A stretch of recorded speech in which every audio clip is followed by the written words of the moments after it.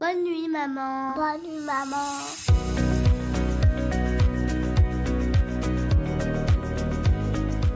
Les endormissements à rallonge, les réveils nocturnes ou les siestes compliquées, ça te parle? Bienvenue dans Au pays des merveilleuses, le podcast qui t'aide à retrouver des nuits paisibles et des journées plus sereines. Je suis Alice Pigano, fondatrice d'Enfance Positive, experte en sommeil des enfants et en parentalité bienveillante, et aussi maman de 2 jeunes enfants. Ici, on parle sommeil, parentalité et équilibre avec des conseils concrets, des partages d'expériences et des échanges inspirants avec des experts et des parents. Installe-toi, on commence. C'est parti. C'est parti. Bonjour, aujourd'hui je reçois Manon, connue sur Instagram sous le nom Mama Lactée. Manon, c'est une consultante en lactation, passionnée par l'accompagnement des mamans dans leur parcours d'allaitement, quel qu'il soit. Allaitement exclusif, allaitement mixte, passage au biberon, allaitement long. Ce que j'aime dans son approche, c'est qu'elle est douce, déculpabilisante et qu'elle met toujours au cœur le choix des parents, sans pression, sans dogme.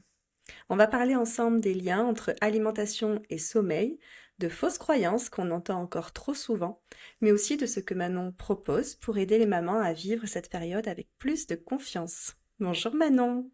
Bonjour, merci de m'accueillir aujourd'hui. Merci d'avoir accepté l'invitation. Écoute Manon, pour commencer, est-ce que tu peux te présenter brièvement et nous expliquer comment tu es devenue consultante en lactation?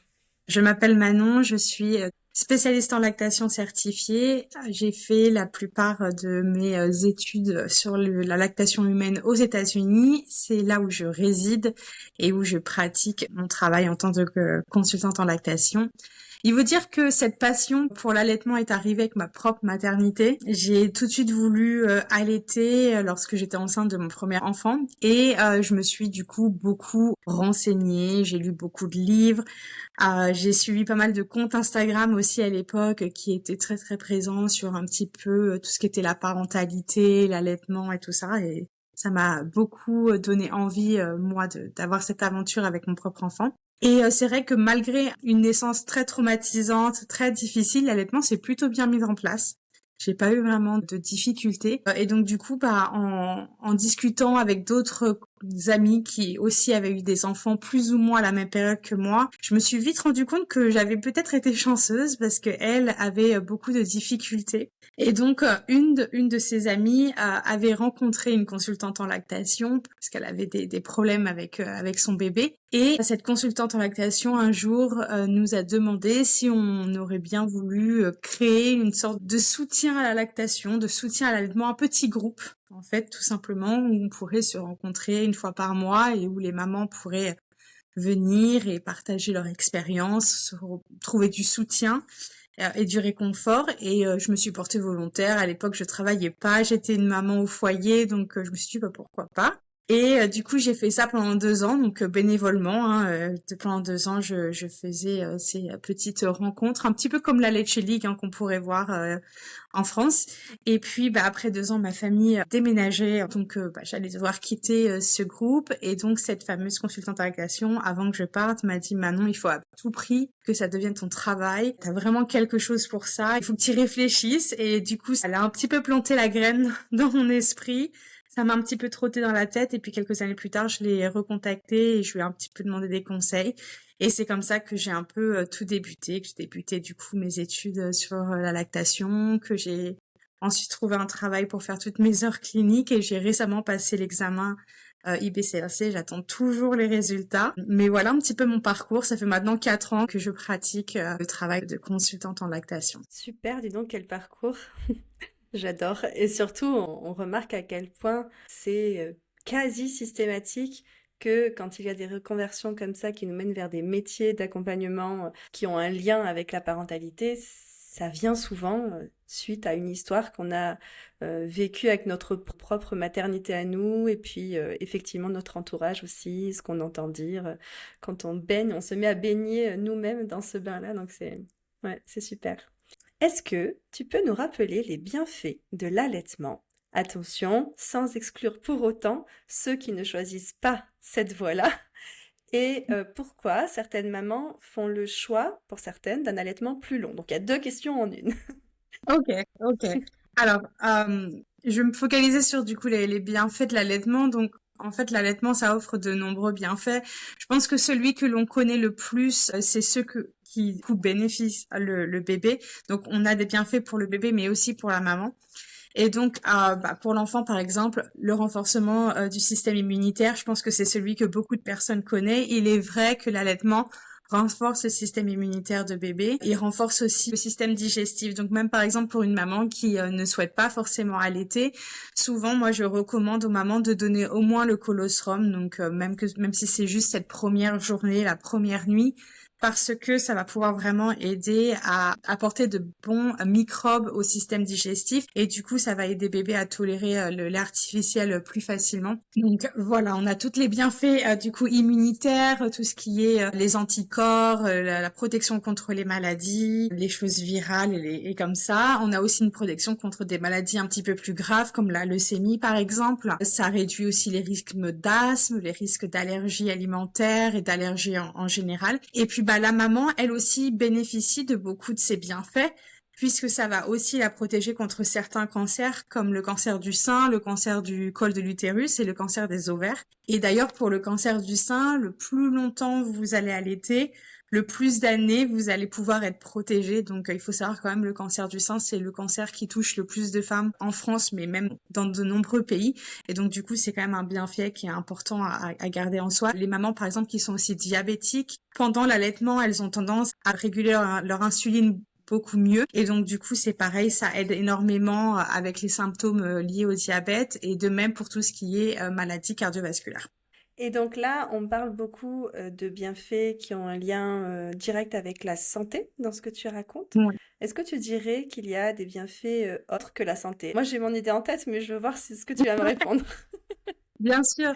Alors, en dehors des bienfaits, en effet, qui touchent à la santé, l'allaitement renforce en fait le lien entre la maman et son bébé. Il faut savoir que quand on allaite, on a tendance à sécréter une hormone qui s'appelle l'ocytocine, on appelle aussi l'hormone de l'amour. D'ailleurs, on la sécrète dans de nombreuses situations, faire un câlin à quelqu'un, faire un bisou à quelqu'un, juste cette sensation d'amour nous fait sécréter cette hormone et cette hormone crée vraiment un lien qui est très très très très fort entre la maman et son bébé. Et c'est vrai que l'allaitement vraiment favorise la sécrétion de cette hormone. Après, il est quand même important de garder en tête que on peut très bien sécréter de l'ocytocine sans allaiter, et que de toutes les manières, peu importe le choix d'alimentation que vous souhaitez faire avec votre enfant, ce qui est important, c'est de répondre aux besoins de votre bébé.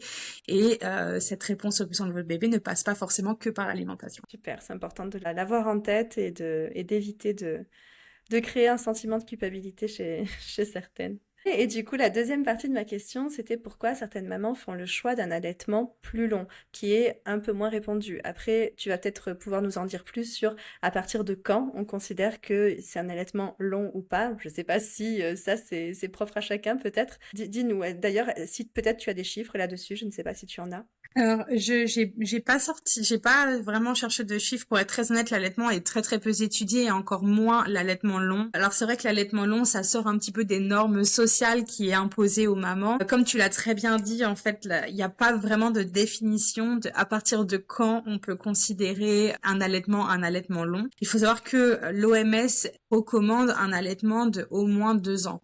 Donc, on recommande un allaitement exclusif de 6 mois. À partir de 6 mois, le plus souvent, il y a la diversification qui se met en place, donc l'allaitement n'est plus exclusif. Et du coup, de continuer l'allaitement au moins jusqu'à 2 ans, voire même plus loin. On reconnaît quand même qu'il y a toujours des bienfaits pour l'enfant à travers le lait maternel, au-delà des 6 mois. Donc c'est vrai qu'avant, il y avait beaucoup de personnes qui pensaient qu'après 6 mois, l'allaitement, ça servait plus à rien, parce que la diversification se mettait en place, ou que après 1 an, là où bébé peut passer sur une autre forme de lait, que ce soit un lait de vache ou un lait de noix par exemple, il y avait plus besoin d'allaiter, mais quand même les recherches et les études montrent que ce n'est pas le cas et l'enfant reçoit encore beaucoup de bienfaits à travers l'allaitement au-delà de ces âges-là. Après, moi je dis toujours aux mamans, vraiment l'allaitement, vous l'arrêtez quand vous le souhaitez. Je pense que c'est vraiment un accord entre la maman et le bébé. Si bébé est prêt à s'arrêter, peut-être que c'est le moment. Si vous avez atteint votre limite et que vous êtes prêt à arrêter, et peut-être que c'est le bon moment. C'est vraiment à vous de décider la longueur de votre allaitement. C'est vrai que c'est compliqué dans notre société où l'allaitement peut être beaucoup sexualisé aussi et que du coup, il y a certaines mamans, à partir du moment où bébé commence à avoir des dents, où bébé commence à parler ou marcher, elles se sentent un petit peu moins confortables. Mais voilà, ça c'est vraiment les pressions un petit peu sociétales qu'on a sur nous. Mais c'est vrai que vous pouvez allaiter aussi longtemps que vous voulez. Normalement, le sevrage naturel se fait à peu près entre 2 ans et 7 ans. Moi, je connais pas beaucoup de personnes qui ont allaité jusqu'à 7 ans. Je pense que le plus haut que j'ai entendu devait être à peu près 5 ans. Dans certaines cultures, ça se fait sans aucun problème. C'est complètement incorporé dans leurs normes. Donc ça, c'est vraiment votre propre décision. Si on compare avec le biberon, finalement, nombreux quand même, si je me trompe pas, sont les enfants qui continuent à boire un petit peu dans leur biberon jusqu'à justement 4 ans, 5 ans. Et ça pose de problème à personne. Alors qu'en fait, ils sont réellement en train de téter une tétine avec du lait dedans. Donc finalement, c'est vrai que c'est assez étonnant à quel point le regard et la pression sociale du regard des autres peut jouer malheureusement dans des choix qui sont des fois un petit peu regrettés ensuite, quoi. Tout à fait, tout à fait. Parce que du coup, tu dois être amené, j'imagine, des fois, à être justement à discuter avec des mamans qui t'expriment ce regret d'avoir arrêté trop tôt, peut-être, qui t'expliquent un petit peu qu'est-ce qui s'est passé dans leur tête et qui fait qu'elles ont un peu freiné, coupé un allaitement plutôt que ce que, en réalité, dans le fond, elles se rendent compte qu'elles auraient souhaité continuer et que le bébé aurait peut-être voulu continuer aussi. Enfin voilà, d'un commun accord, ils auraient continué, mais que finalement, ça s'est arrêté un peu plus vite. Des pressions de regard des autres et tout ça, c'est des choses que tu entends parfois? Oui, souvent. Alors, on va dire que les deux grandes raisons du regret d'une maman, c'est soit un manque de lait, hein, donc une maman qui se retrouve à court de lait et qui a du coup eu un problème au niveau de la fréquence de la stimulation. Ça, c'est un autre cas, mais j'ai en effet pas mal de mamans qui, par exemple, n'étaient pas forcément soutenues dans leur cocon familial, que ce soit par leur partenaire, leur mari, leur famille proche, et qui du coup, on va dire un petit peu sous leur pression, parce que pour eux, c'était pas normal, ont terminé leur allaitement et en effet au fond d'elles, elles sentaient que c'était pas le bon moment, que ce soit pour eux et pour bébé. Des fois on se retrouve même avec des sevrages qui sont compliqués. J'accompagne quelques mamans sur le sevrage et un sevrage c'est jamais facile, autant être honnête, hein. Mais si on a une approche assez douce avec le sevrage, on évite les traumas. Il faut quand même éviter un maximum le traumatisme. Ça reste quand même un lien qui est extrêmement important pour le bébé. Et donc, du coup, ces mamans qui se retrouvent un petit peu forcées à arrêter leur allaitement, en plus, le font d'une manière très, très abrupte et on se retrouve avec des bébés extrêmement stressés, une maman extrêmement stressée, beaucoup de frustration. Et du coup, c'est jamais un environnement qui est vraiment appréciable, on va dire, et le plus souvent, ça laisse un goût amer dans la bouche de la maman d'avoir dû arrêter comme ça assez brusquement.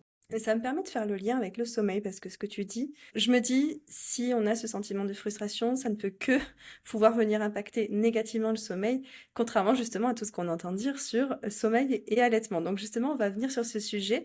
On entend souvent que l'allaitement, ça empêche les bébés de faire leur nuit, en tout cas que les bébés allaités ont un sommeil moins bon que ceux qui ne le sont pas. Est-ce que tu peux nous éclairer sur ce lien entre alimentation et sommeil, ton regard à toi là-dessus? C'est marrant parce que moi, je pense qu'on avance positivement dans la préparation de recevoir un enfant. Avant, on se préparait que à l'accouchement. Maintenant, on commence gentiment à se préparer à l'allaitement. Maintenant, j'aimerais qu'on se prépare aussi au sommeil de l'enfant. Je pense que l'éducation, c'est super important.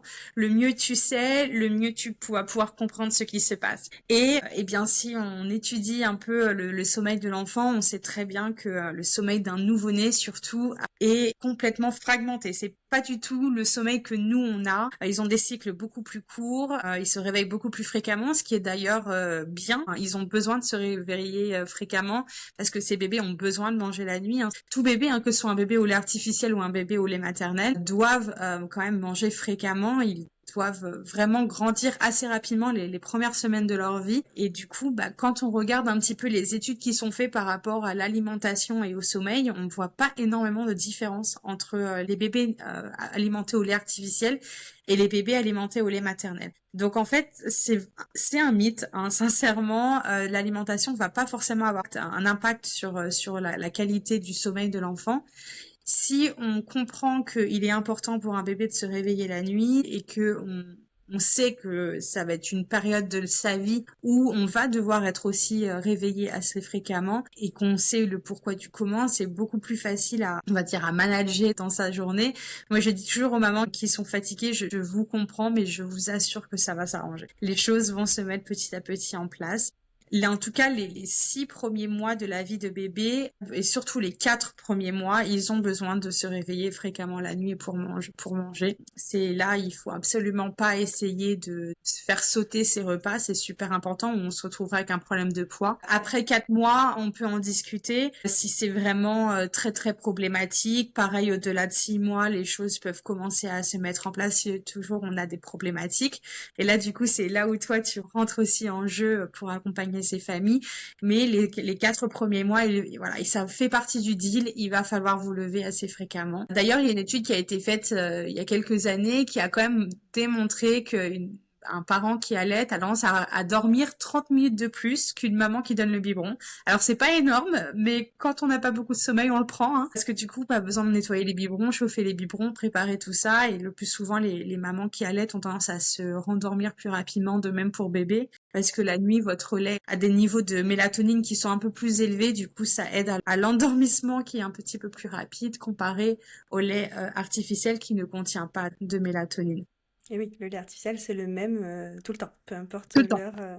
C'est complètement aligné avec ce que j'explique aussi. C'est quand même un sujet, effectivement, que moi j'aborde dans le programme là que j'ai créé, Premier Soleil Serein, qui sert à donner plein d'informations pour les premiers mois. Parce que c'est important, je trouve, de casser ces mythes qui viennent mettre le grand bazar quand même dans la vie des parents qui se basent sur des fausses croyances, qui font des choix pour de mauvaises raisons. Et donc là, on n'est pas en train de dire il faut à tout prix allaiter, mais en tout cas, le message que tu essayes de transmettre par là, si je le décrypte, parce que je sais qu'on a le même, on en a déjà parlé en off toutes les deux, c'est en tout cas, il ne faut pas décider de ne pas allaiter pour ces raisons-là. Il ne faut pas se dire, moi, je ne vais pas allaiter parce que j'ai trop peur que ça vienne mettre le bazar dans les nuits et dans le sommeil de mon enfant. C'est une très mauvaise raison de décider de ne pas allaiter. Donc, chacun a ses raisons, mais ce serait très dommage de prendre cette décision pour cette raison-là, qui repose sur un mythe qui n'est pas réel. Et justement, les études ont même prouvé que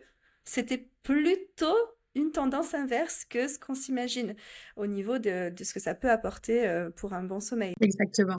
Et puis, il y a quand même pas mal de techniques qu'on peut mettre en place. Si vraiment c'est compliqué pour vous d'allaiter le bébé la nuit, il n'y a aucun problème de donner un biberon à votre bébé la nuit avec l'aide de votre partenaire, que ce soit du lait qui a été exprimé ou que ce soit du lait artificiel. Mais c'est vrai qu'il faut vraiment se faire accompagner. Surtout si vous décidez de faire ce qu'on appelle un allaitement mixte avec donc lait artificiel et lait maternel.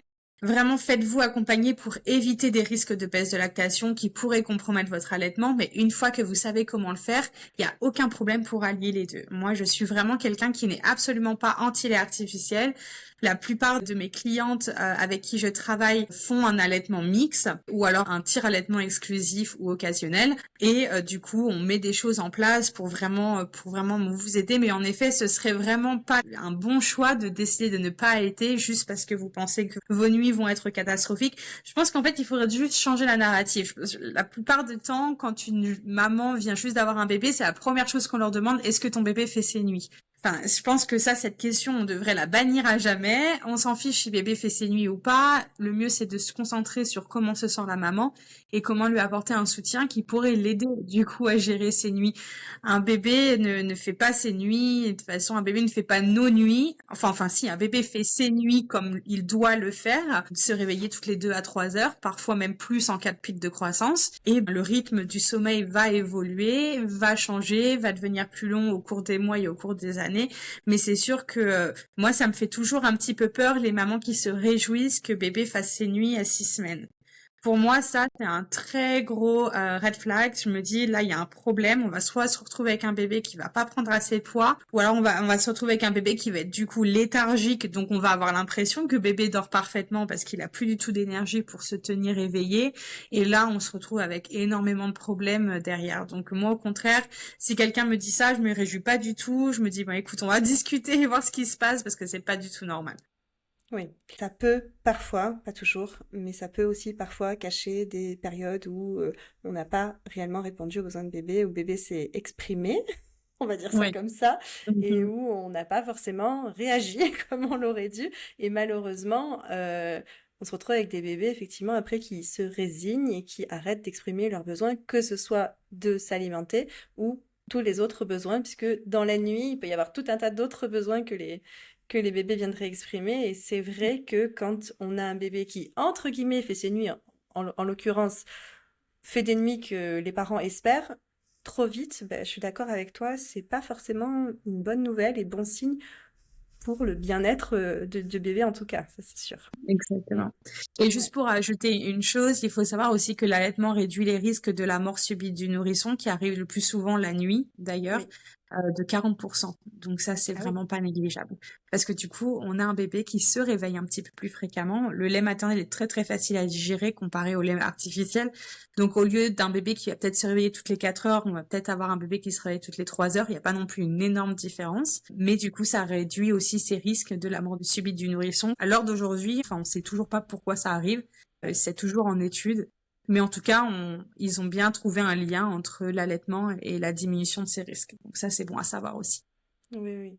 Oui, donc ce que tu viens de dire, c'est que quand même, bébé allaité a des chances de se réveiller un peu plus fréquemment, mais pour autant, sur le quota total de sommeil, ça ne veut pas dire qu'il aura moins bien dormi, d'autant que tout le monde se rendort généralement plus rapidement et a moins le temps de se réveiller aussi, puisque c'est beaucoup plus facile de vite mettre un bébé au sein plutôt que d'avoir un biberon à préparer, à donner, enfin, et Exactement. tout le reste. Ouais. Exactement.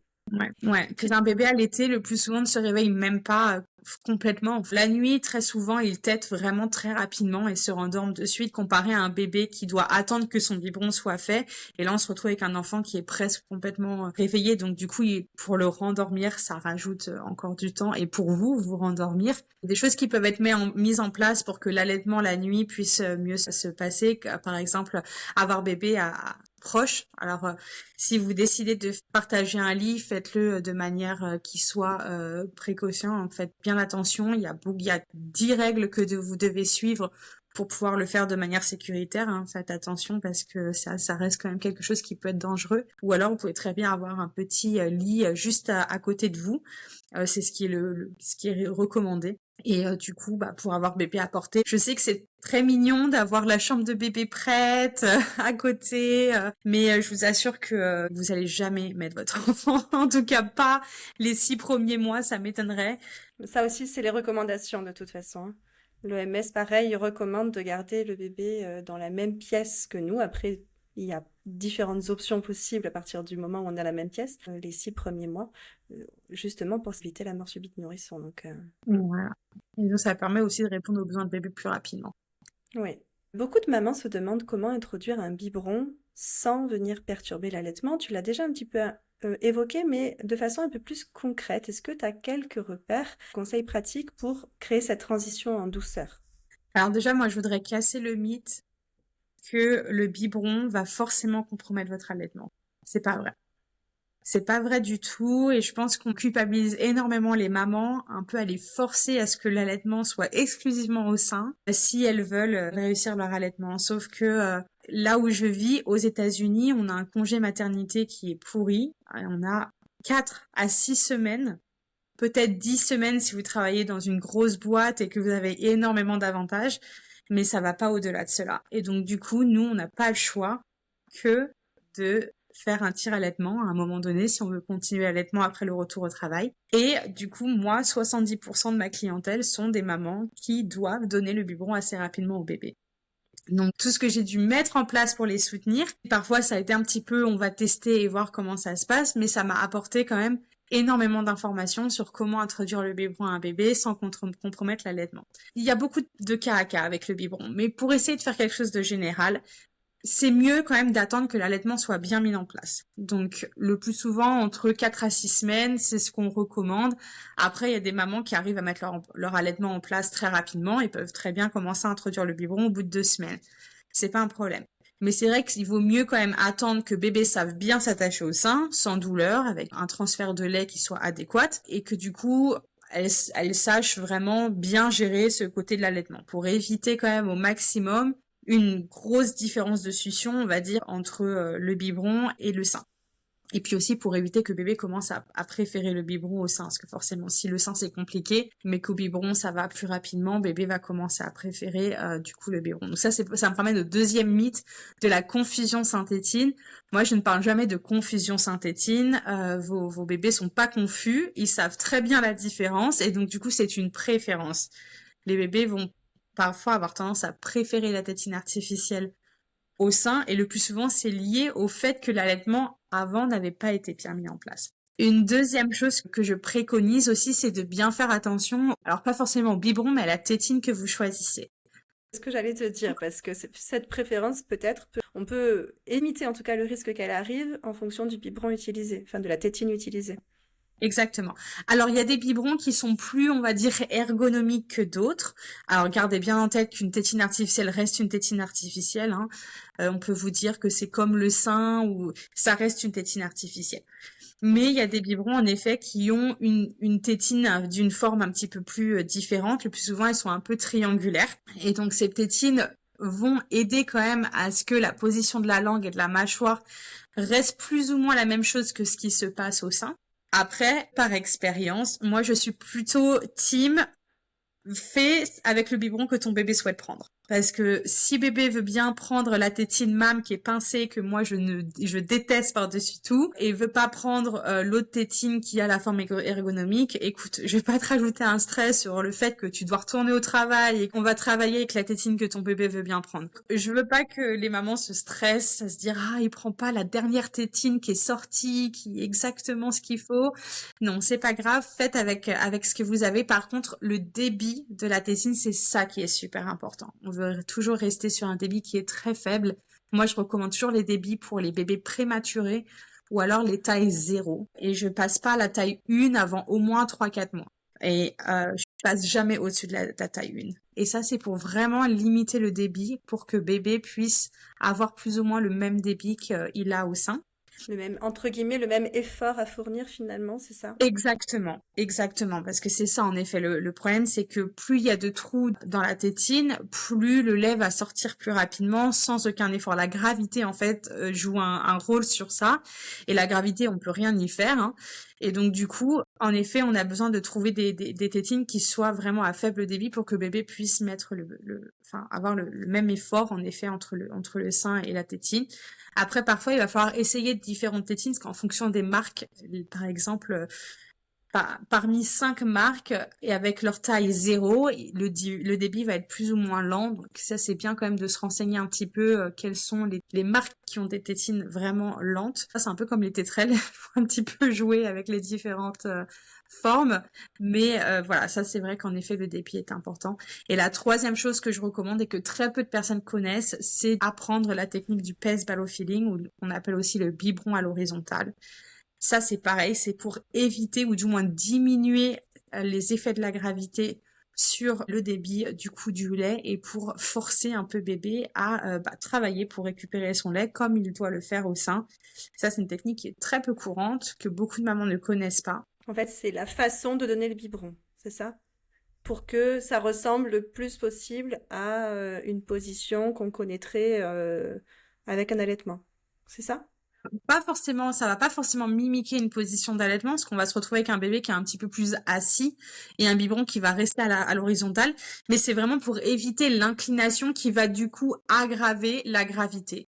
Et donc du coup, si on garde le biberon de cette manière, bébé va devoir vraiment téter, sucer, aspirer comme il doit le faire au sein pour pouvoir faire sortir le lait du biberon. Et ça évite aussi du coup que on donne trop de lait à bébé. Ça, c'est un vrai problème avec le biberon. C'est beaucoup plus facile de suralimenter un enfant au biberon. Donc ça permet aussi de ralentir le repas, de permettre à bébé de faire des pauses.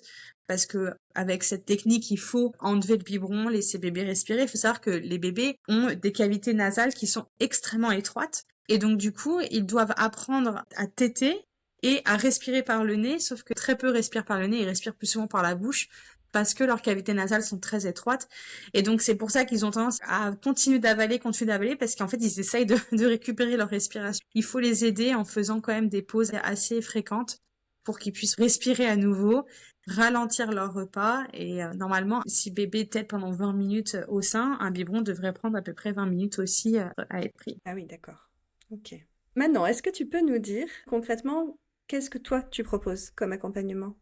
Je propose plein d'accompagnements, donc tout ce qui est accompagnement prénatal, si vous êtes enceinte et que vous aimeriez apprendre un petit peu plus sur l'allaitement, j'encourage souvent aussi votre partenaire ou la personne qui vous soutient d'être avec vous pendant ces consultations pour pouvoir apprendre aussi. Il faut savoir que l'allaitement, c'est énormément le soutien de la famille aussi, qui a un impact et qui aide la maman, surtout dans les moments qui sont compliqués. Et je pense que dans la maternité en général, le soutien est super important. Je propose du coup tout ce qui est consultation par rapport à des challenges que vous pouvez avoir. Donc assez variés, c'est vrai que je touche à pas mal de domaines, donc ce soit faible prise de poids, baisse de lactation, bébé avec des problèmes de succion, bébé qui soit né avec par exemple des maladies congénitales ou voilà, des choses comme ça. Et puis tout ce qui est sevrage aussi, si vous souhaitez vous faire accompagner sur un sevrage. Une maman qui voudrait retourner au travail ou qui décide de mettre en place un tir-allaitement, c'est aussi un sujet que je traite assez fréquemment. Ok. Et on te contacte comment? Alors, vous pouvez me contacter via mon site internet, www.mamalacté.com. Vous pouvez me trouver aussi sur les réseaux, sur Instagram, sous Mamalacté. Ok, super. Et je mettrai tout ça. Est-ce que pour finir, tu aurais un message que tu aimerais faire passer aux mamans qui nous écoutent? Peut-être, je sais pas moi, un rappel bienveillant qui pourrait leur faire du bien à celles qui sont en train d'écouter aujourd'hui? Oui, tout à fait. Déjà, félicitations pour l'arrivée de votre enfant et pour donner tout cet effort pour pouvoir être la personne qu'il faut pour votre bébé. Mais il faut vraiment garder en tête que vous êtes exactement la maman dont votre bébé a besoin et que vous savez ce qui est le mieux pour votre enfant. Je pense que c'est important que on ait confiance en ce que l'on fait et en ce que l'on pense et les décisions que l'on prend. Donc, vous savez ce qui est mieux et que du coup, que vous allaitiez ou que vous donniez le biberon, que vous hésitez ou que vous soyez fatigué, vous faites de votre mieux. Et ça, c'est super important à garder en tête. Chaque jour, c'est une nouvelle bataille et chaque jour, c'est une nouvelle victoire. Et ça, c'est déjà immense, juste cela. Prenez bien soin de vous. C'est aussi important. Faites-vous confiance. Moi, je travaille énormément sur la confiance de mes clientes.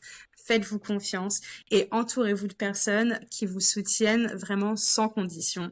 Le soutien, c'est aussi la clé pour un allaitement réussi.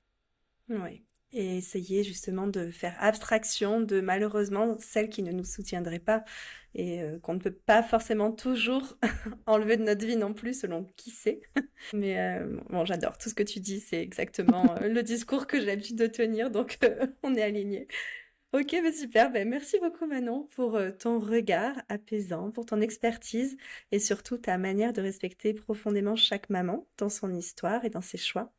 On sent bien que pour toi, il n'y a pas de bon ou de mauvais choix, justement. Il y a des familles, il y a des contextes, il y a des besoins différents et c'est vraiment précieux de l'entendre. Toi qui nous écoutes, si tu veux suivre Manon, poser tes questions ou consulter ses ressources, tu peux, elle l'a dit, la retrouver sur son Instagram, @mamalacté, ou sur son site internet. Je te mettrai tous les liens dans la description. Et si toi aussi tu te poses des questions sur le sommeil de ton bébé, que tu l'allaites ou non, n'oublie pas, tu n'as pas à rester seule. Je propose moi aussi de mon côté des accompagnements sur le sujet cette fois-ci du sommeil qui, on l'a vu, peuvent parfois être très complémentaires au sujet de l'alimentation, en tout cas les premiers mois. Je propose des appels découvertes gratuits et des accompagnements personnalisés, toujours dans le respect des besoins de ton enfant et des tiens. Donc n'hésite pas si besoin et je te dis à très vite. Au revoir Manon et merci beaucoup. Merci à toi Alice, à bientôt. À bientôt. Merci d'avoir écouté cet épisode d'Au Pays des Merveilleuses. Si tu as aimé, n'hésite pas à laisser une note et un avis sur Apple Podcast ou Spotify. Ça m'aide à faire connaître ce podcast et à soutenir d'autres mamans. À très vite pour un nouveau moment de sérénité.